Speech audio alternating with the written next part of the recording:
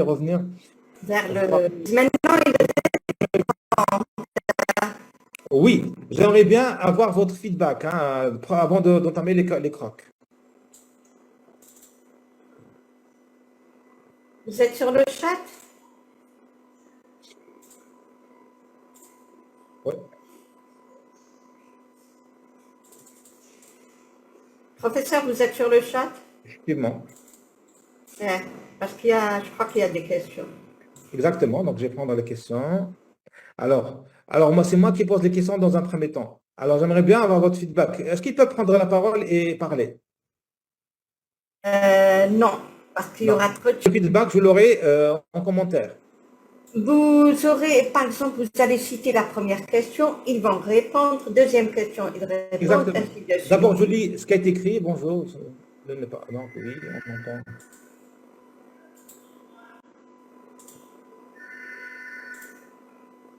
Très bien, hein, il y a des réponses bien avant que je commence, c'est des réponses très pertinentes. Par exemple, cette réponse sur les différentes, la grippe saisonnière, il y avait le A, oui, avec le H1N1, le H3N2 et le B. Excellent.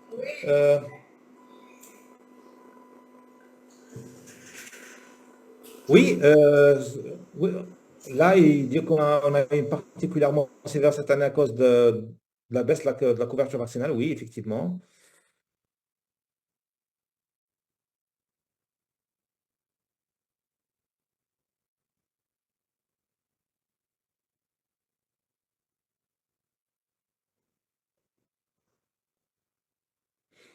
Bah, c'est des remarques, c'est des réponses très pertinentes. C'est excellent. L'épidémie est sévère, peut-être liée à une circulation de plusieurs types de virus. Effectivement, oui.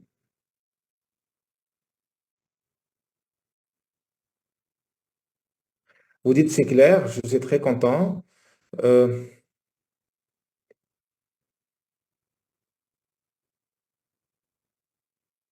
donc, après la pénétration dans la cellule, il est reconnu par les récepteurs. Est-ce qu'il sera présenté à la surface de la cellule pour être...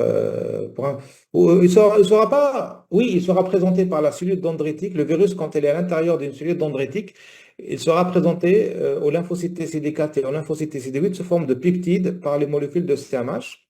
Mais la cellule dendritique peut, et les cellules infectées en général, peuvent exposer les protéines virales. C'est-à-dire la protéine virale peuvent se retrouver en surface. كما نلقاوهم في l'enveloppe virale, نقدروا نلقاوهم في l'enveloppe cellulaire, de la même manière. S'il vous plaît, quelle est l'ordonnance type en cas de grippe simple et sévère? Alors ça dépendra du cas. Doit-on vacciner tous les asthmatiques, adultes et enfants? Oui, les sujets asthmatiques, surtout quand c'est un asthme qui est sévère, modéré, les enfants de moins de 5 ans, les sujets âgés, oui, c'est des personnes à vacciner, effectivement. J'allais dire obligatoirement. Oui, oui, oui. Il faut vacciner. Le vaccin, en cas de grossesse, il est indiqué. Il ne comporte pas de risque. Le vaccin qu'on utilise en Algérie, c'est un vaccin c'est pas un vaccin atténué, donc il n'y a pas de risque pour la femme enceinte. Au contraire, la femme enceinte, c'est la grippe, pas le vaccin.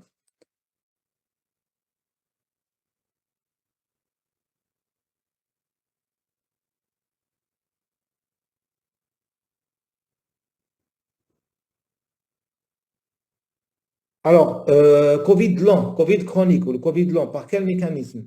Il garde des effets, des symptômes. En fait, le Covid lent, c'est plus le virus, hein. Le virus, il va juste déclencher une infection aiguë. Et ce qui va être à l'origine du Covid lent, c'est le système immunitaire. Ça veut dire que le virus va déclencher une réponse. Au tout début, cette réponse sera dirigée contre le virus. Quand le virus n'est plus là, cette réponse, malheureusement, va s'étendre euh, aux protéines du soi.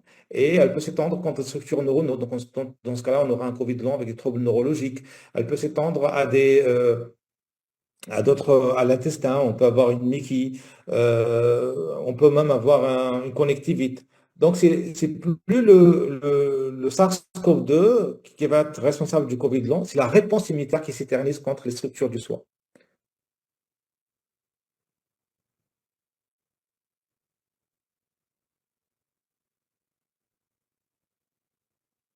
Tout le monde a compris pourquoi on avait une grippe sévère cette année, parce qu'il y a une circulation de plusieurs souches et diminution de la couverture vaccinale, plus les conditions météorologiques.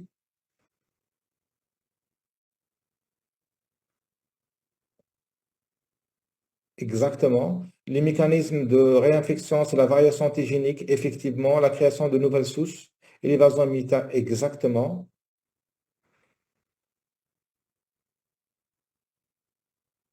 Quels sont les wilayas pilotes concernés par la récolte des virus de la grippe cette année? Je ne sais pas. Ça peut-être à demander,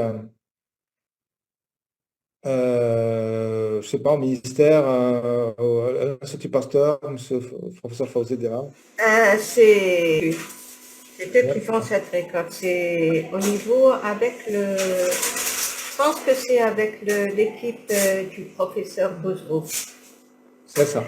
Les acteurs de l'immunité antigrippale, ouais, c'est parfait. Moi, je trouve qu'il y a un feedback, des feedbacks très intéressants, s'il vous plaît.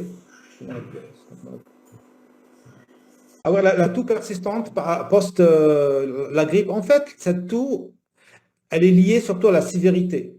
Donc, plus la grippe elle est sévère, surtout le H3N2, plus il y aura une inflammation. Et cette inflammation qui va rester post-grippe, c'est elle qui va donner cette irritation. Donc, il y aura une muqueuse qui est irritée.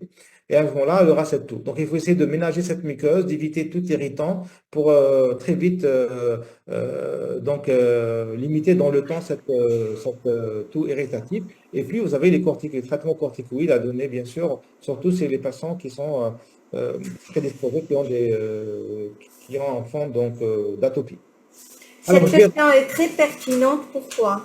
Parce que tout simplement, le médecin quand il est en consultation et qui donne l'ordonnance pour la grippe à un patient, il lui revient en lui disant, moi, votre traitement n'a rien servi, je tousse toujours. Je suis toujours malade, je tousse toujours. C'est pour ça qu'il est important de savoir comment expliquer aux patients les mécanismes. exactement. Donner le temps et expliquer pour qu'il ne va pas mélanger tous les médicaments du monde, surtout les antibiotiques. Ce qui est vraiment important, et là aussi le médecin doit jouer avec ça, c'est que l'instauration, surtout quand on a affaire à un sujet qui est asthmatique ou allergique, en tout cas il est prédisposé à faire cette toux chronique, à cette toux post-grippe. Dans ces cas-là, le traitement sera différent. Et l'instauration d'un traitement corticoïde précoce permet de limiter l'inflammation durant la phase aiguë de la maladie et donc la période de toux sera courte. Et donc les séquelles après seront courtes. Donc c'est très important d'instaurer un traitement corticoïde rapide puisqu'il permet de juguler rapidement l'inflammation. Et c'est l'inflammation, c'est elle qui va donner cette toux, c'est pas le virus. Euh, Alors, pouvez-vous nous parler de cette protéine spike? Eh bien, la protéine spike, c'est la protéine qui utilise le SARS-CoV-2 pour pénétrer dans les cellules cibles à travers son récepteur, l'enzyme de conversion de l'angiotensine. La protéine spike, c'est une arme de destruction massive pour le SARS-CoV-2 parce que de un, il l'utilise pour pénétrer dans les cellules cibles et de deux, il y a une variabilité extraordinaire au niveau de cette protéine. Cette protéine va changer euh, d'une souche à une autre. Et en changeant, les anticorps qui sont dirigés, les anticorps neutralisants contre cette protéine deviennent complètement inefficaces. Et donc, on retombe malade une seconde fois. Donc, il y a deux choses qu'il faut retenir par rapport à la protéine spike. De un, c'est elle qui utilise le SARS-CoV-2 pour pénétrer dans les cellules cibles. De deux, elle varie énormément au fur et à mesure de la multiplication du virus pour donner de nouvelles protéines qui sont résistantes aux anticorps neutralisants. Et surtout quand le virus tombe sur un terrain immunodéprimé. Vous savez, les variants qui m'a l'Omicron, qui m'a le Delta, c'est des variants qui ont émergé et c'est des personnes immunodéprimées. Une personne immunodéprimée, c'est des personnes qui peuvent avoir le virus pendant des mois et c'est comme un laboratoire. Donc, ça donnera le temps au virus de se multiplier, de faire les erreurs qu'il veut, et donc créer une nouvelle protéine spike.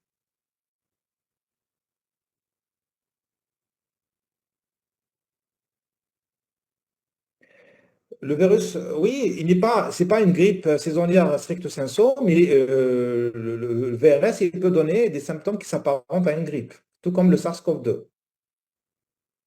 Mais si vous voulez dire grippe saisonnière, à ce moment-là, vous parlez uniquement des virus influenza.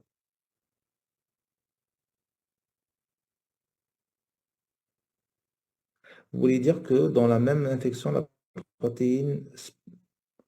Non, elle ne change pas durant la même infection, non.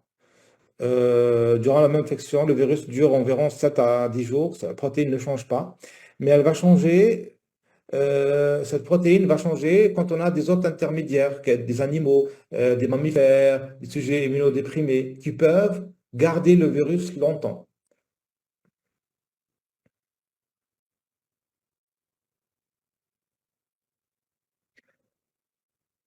Alors oui, docteur, 4 jours ou même plus, les gens souffrent toujours. Qu'est-ce Vous qu'on avez une doit question donner? avant. La période de vaccination est-elle importante? Absolument, absolument, ça c'est clair. Justement, Surtout, on nous a toujours appris, mois d'octobre, mois de mars,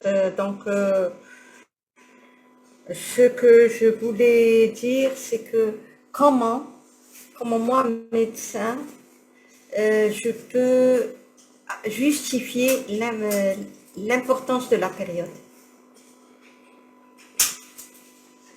oui, Si vous avez une réponse. quelle réponse? La- la- la- le virus, il circule durant une période, la période de circulation de la grippe, vous la connaissez. Donc en Algérie, on gère donc du mois d'octobre jusqu'à après le mois de mars.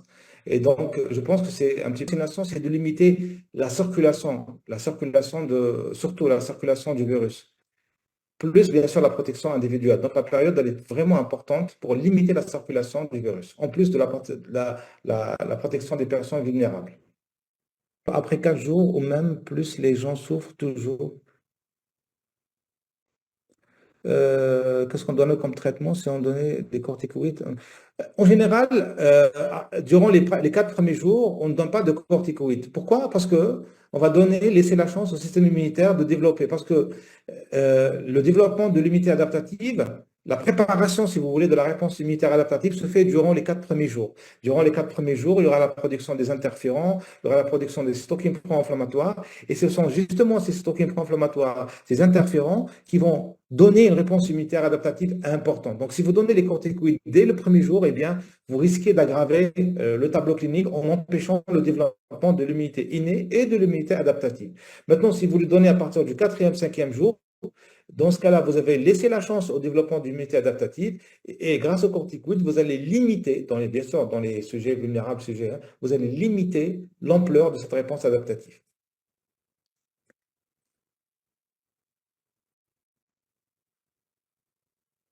Alors, moi, je pense qu'on va revenir, si vous permettez, aux questions. On va les reprendre une à une et voir un petit peu. Alors, vous allez me répondre aux commentaires. Est-ce que c'est bon? Alors, quels sont les virus responsables de la grippe? Est-ce que c'est OK pour cette question? Pas la peine de... C'est bon. Vous me dites juste OK pour la première question.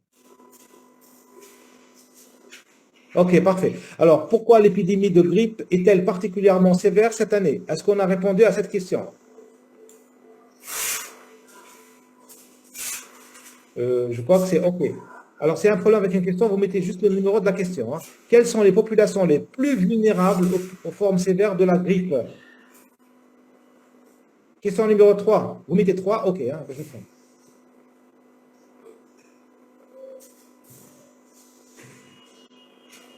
OK. Citez les acteurs clés de l'immunité antigrippale. 4. Quels sont les acteurs clés de l'immunité antigrippale? Est-ce que c'est OK? Parfait. Mécanisme de réinfection par le virus de la grippe, influenza. 5. Écrivez 5. Puis vous mettez OK. Et si vous avez des questions, ben vous mettez 5. OK. Parfait. 6. Dois-je me faire vacciner contre la grippe si j'ai eu la grippe récemment? 6. Alors la réponse à cette question, oui. Puisqu'on peut avoir fait la grippe contre une souche et refaire la grippe contre une autre souche. Et quand vous prenez le vaccin, eh bien c'est quadrivalent, vous allez vous protéger contre 4 souches différentes. Donc oui, j'ai fait déjà une grippe, je me vaccine quand même. Ça, 7e question. Il est en circulation. SARS-CoV-2 est-il toujours en circulation?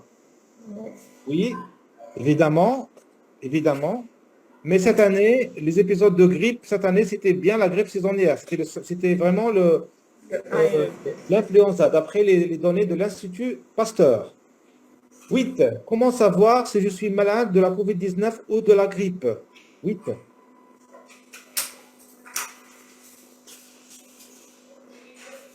Ah, la question. Alors, comment?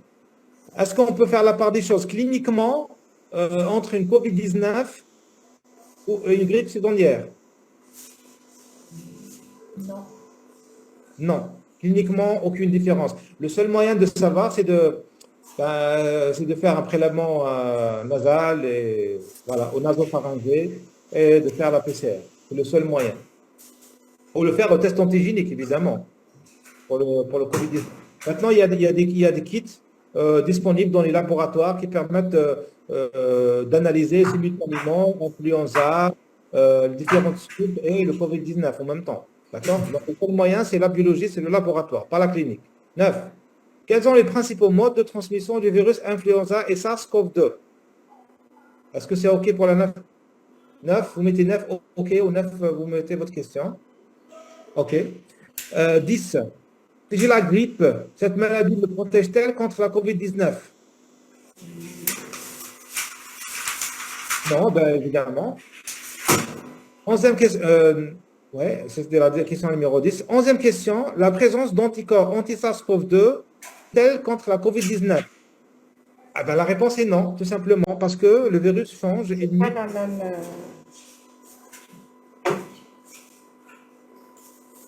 Douzième question, la réponse immunitaire, pour la question numéro 12, la réponse immunitaire anti-SARS-CoV-2 est-elle toujours bénéfique? Ben non. Et ce fameux SDRA, la détresse respiratoire aiguë, le syndrome de détresse respiratoire aiguë, il est déclenché surtout lors d'une tempête cytokinique, donc une réponse immunitaire exagérée. Dans certains cas, la réponse immunitaire exagérée, elle peut mener vers, et donc il faut traiter très vite. Et c'est pour ça que quand on a des sujets à risque qui développent une COVID-19, il faut très vite instaurer un traitement à base de corticoïdes pour justement éviter cet emballement du système immunitaire et donc les formes sévères.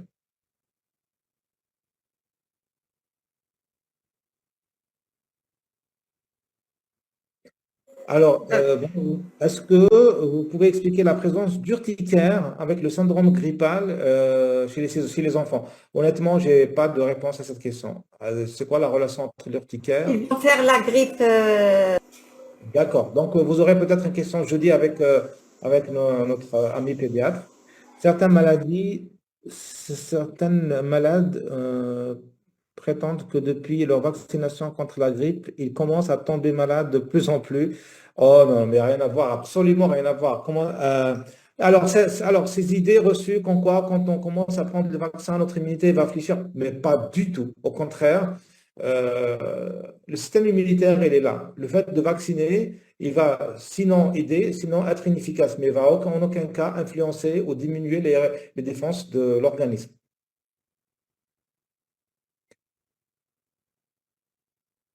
Est-ce que le SARS-CoV-2 est incriminé au cassé? C'est quoi le cassé?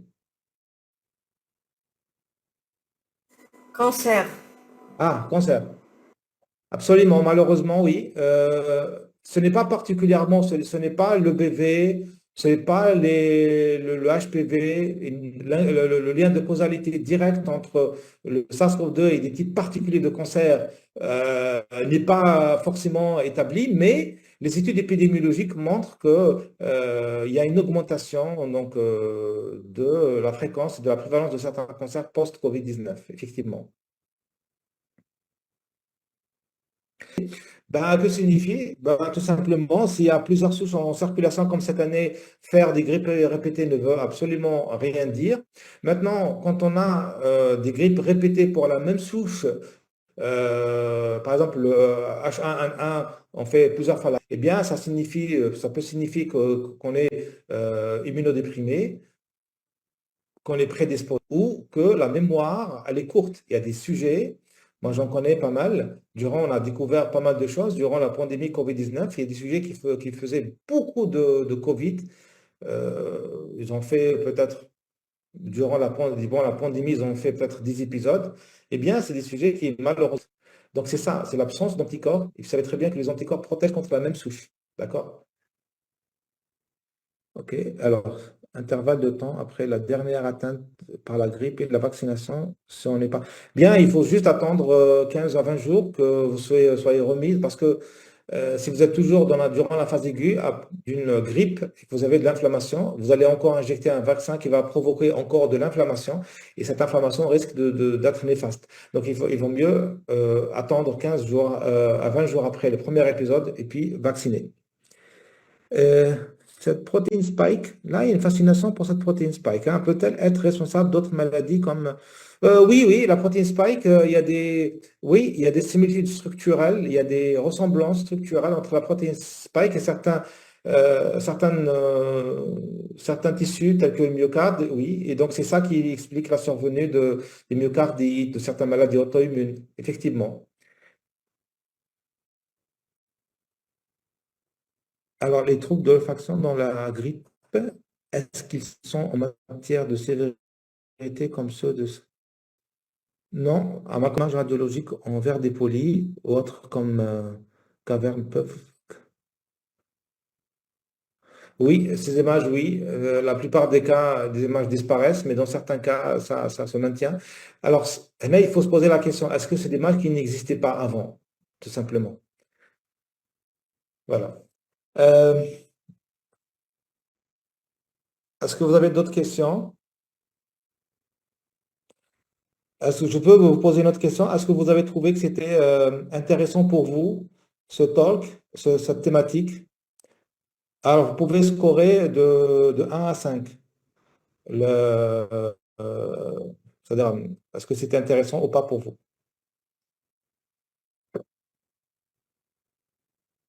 Vous direz quelles seraient les formations dans le domaine des maladies immunitaires qui pourraient les Bon. intéresser?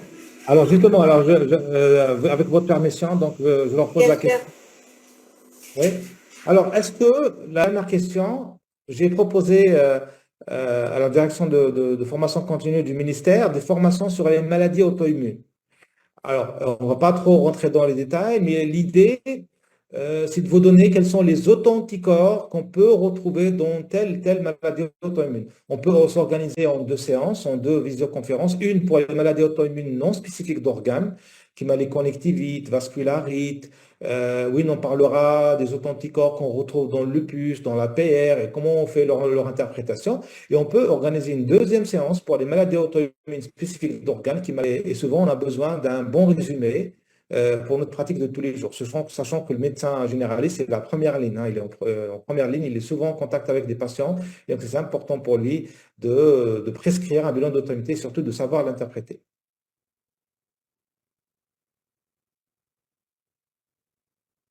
Ils sont assoiffés de savoir.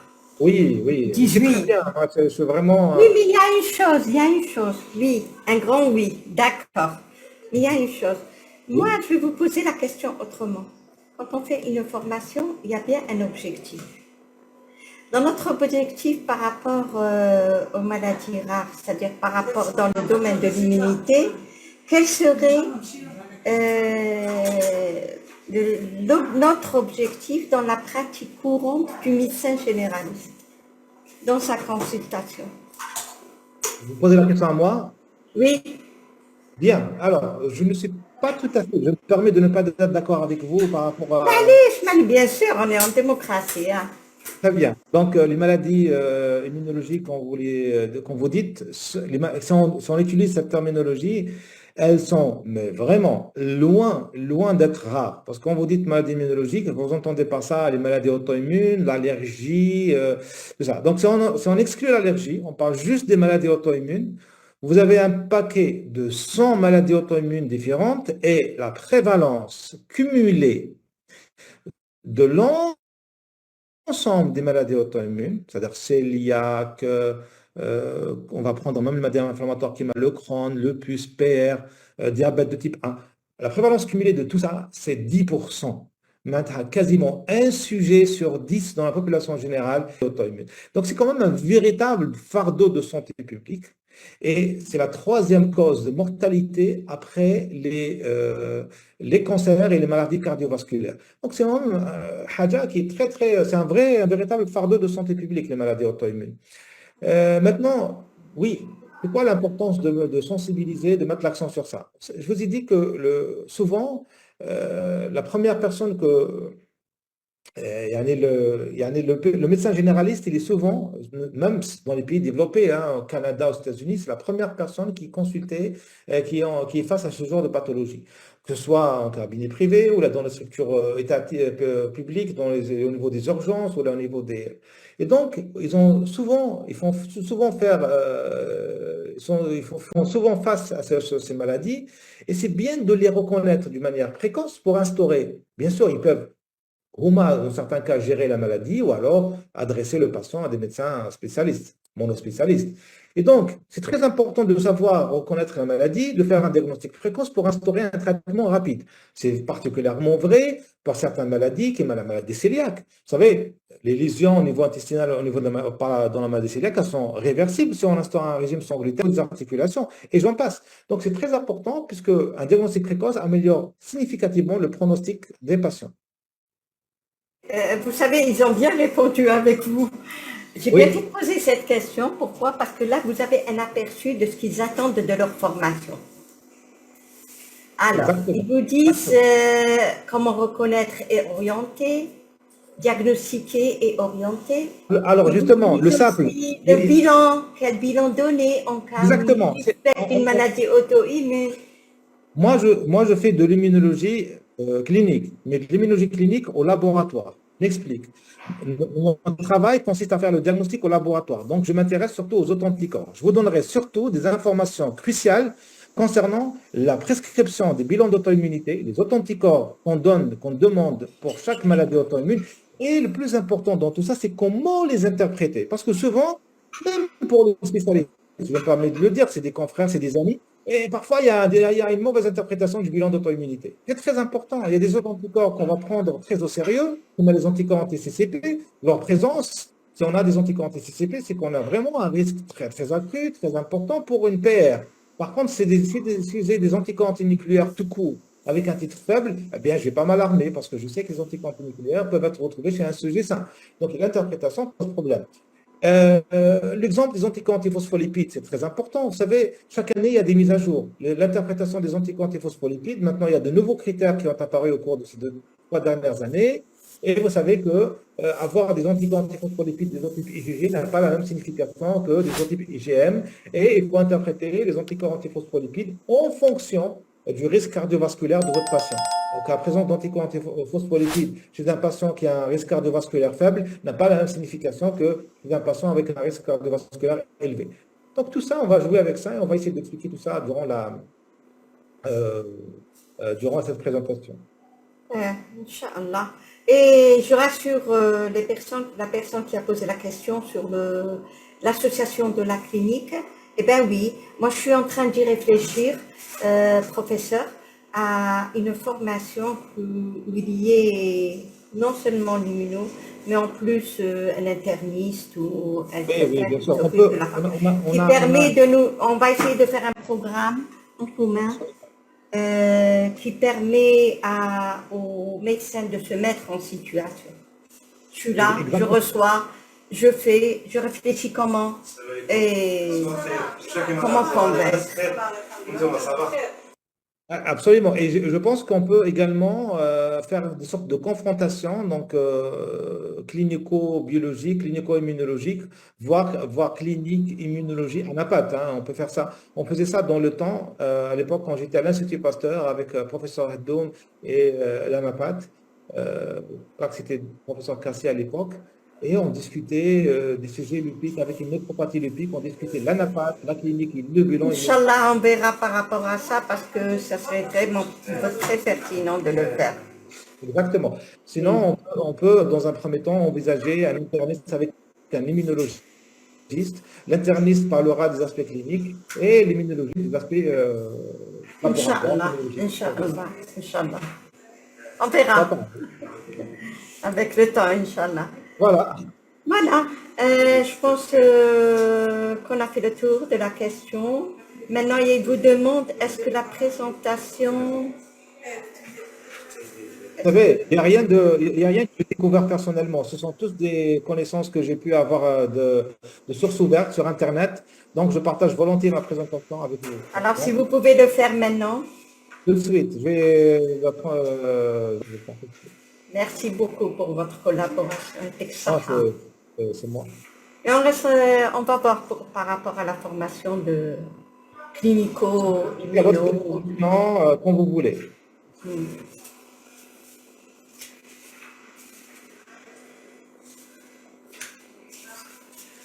Alors, vous allez avoir votre présentation. Ne quittez pas. Oui, Moi, tout de je vous suite. dis merci à vous, merci professeur. C'est moi qui vous remercie pour l'invitation. C'est toujours un honneur et un privilège d'être avec vous. Dès que j'aurai sur l'écran la présentation, je vous dirai c'est OK. Ok, tout de suite.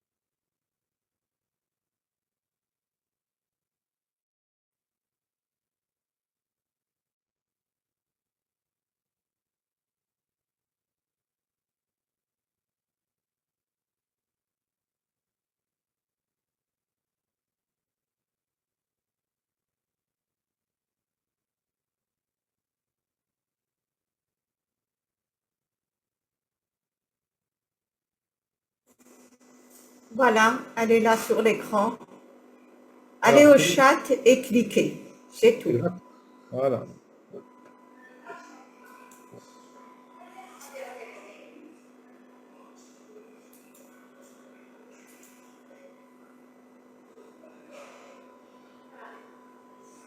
Merci professeur. Alors, c'est moi qui vous remercie. Sahaftokum. Et à la prochaine, Inch'Allah. Inch'Allah. Concernant la présentation de l'hémogramme, eh ben, je ne l'ai pas reçu, mais je suis fouillée. Si j'ai un enregistrement, je vais essayer comment faire pour vous l'envoyer. D'accord Tesmel.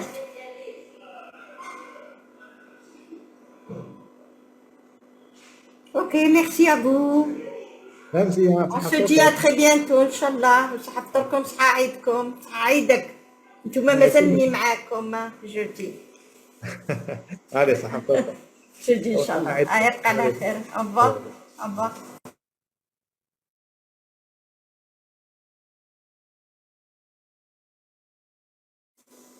Oui, jeudi, la grippe de l'enfant.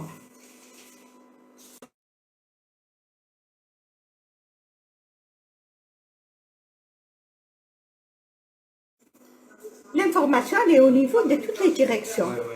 On envoie par intranet.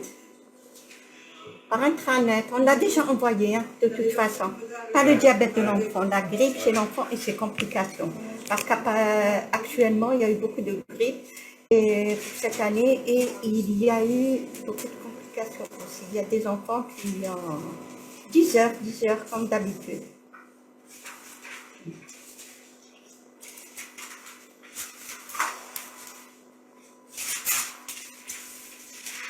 On a pris la communication pour que j'arrête le... Oui.